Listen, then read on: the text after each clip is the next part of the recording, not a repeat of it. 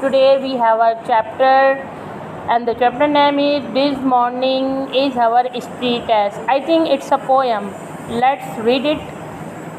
This morning is our history test. I have pinned my notes inside my vest. Inside my coat, I wrote my notes, including dates and famous quotes. I have written more upon my hand that only I can understand, and in my socks and sleeves I stored my scribbled notes in secret coat.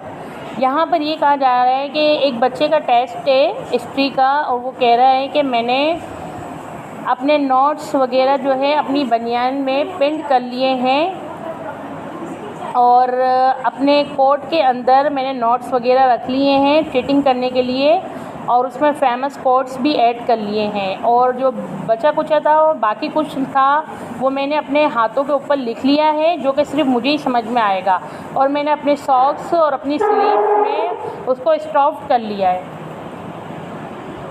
My scribble notes in secret code, और कुछ scribble notes हैं जो कि मैंने अपने secret code में रख लिए हैं। स्क्रिबल्ड कहते हैं लिखा हुआ, यानी मुश्किल, जो मतलब बहुत ज़्यादा मुश्किल है, समझ में नहीं आ रहा, तो मैंने उसको सीक्रेट कोड में उसे भी लिख लिया है। चलो नेक्स्ट पढ़ते हैं। I have written down so many names of winners of Olympic games. मैंने बहुत सारे नेम्स लिख लिए हैं ओलंपिक गेम्स के जो विनर्स थे उन सब के। Of buildings, people, places too, buildings के भी, लोगों के भी और जगहों के भी। From Tennessee to Timbuktu. अच्छा गर्ल्स, टेनिसी और टिम्बकटू ये एक कंट्री का नाम है, ये दोनों, जैसे टेनिसी ये भी कंट्री है, टिम्बकटू भी कंट्री है, तो ये बच्चा कहता है कि मैंने इनके मुतालिक भी लिख लिया है। I even copied down a piece on ancient Rome and ancient Greece, और मैंने एंशियंट रोम और एंशियंट ग्रीस के बारे में भी कॉपी कर ली है, एक पेपर मैंने इनके मुतालिक भी रख लिया है। अच्छा एंशियंट रोम और एंशियंट ग्रीस, रोम और ग्रीस वो शेर को कहते हैं, मतलब ये सिटी है, बहुत पुराना है, बहुत कदीम।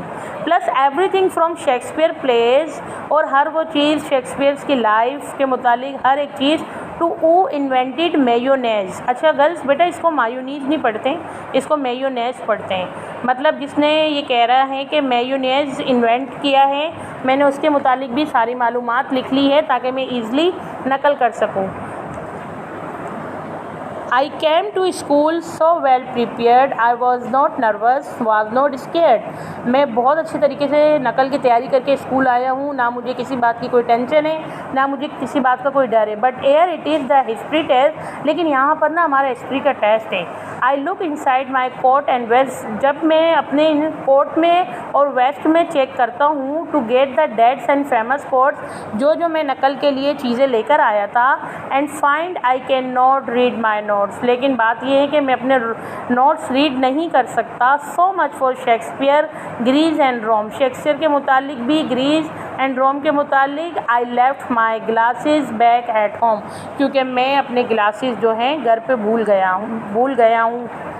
अच्छा ये बच्चा कहना पूरी प्रिपेयर करके आता है नकल की, जितनी डिटेल मैंने आपको एक्सप्लेन की, एक एक बात मैंने आपको बताई कि किस किस तरह हर एक चीज़ के मुतालिक इन्फॉर्मेशन लिख लेता है, और इसने कहाँ कहाँ रखी है वो भी बता देता है। लेकिन इससे एक मिस्टेक ये हो जाती है कि ये अपना ग्लासेस जो है वो घर पे भूल कर आता है, तो ये कुछ भी नकल नहीं कर सकता। अच्छा गर्ल्स बेटा ये पोएम लिखी है कैन नेस्बिट ने, और मतलब is an American and was born in 1962। वो एक अमेरिकन होता है, अमेरिकन पोइट है ये, और 1962 में पैदा हुआ है, और ये बहुत अच्छी पोएम्स लिखता है। इसने 1000 से ऊपर पोएम्स लिखी है बच्चों के मुतालिक, बल्कि बाज़ औक़ात इनको बच्चों का वो कहा, चिल्ड्रन पोइट कहा जाता है, क्योंकि ये जो भी पोएम्स वगैरह लिखते हैं बच्चों के मुतालिक ही लिखते हैं। एंड आई होप कि ये पोएम आपको समझ आई होगी और इंटरेस्टिंग लगी होगी। This is also interesting for me as well.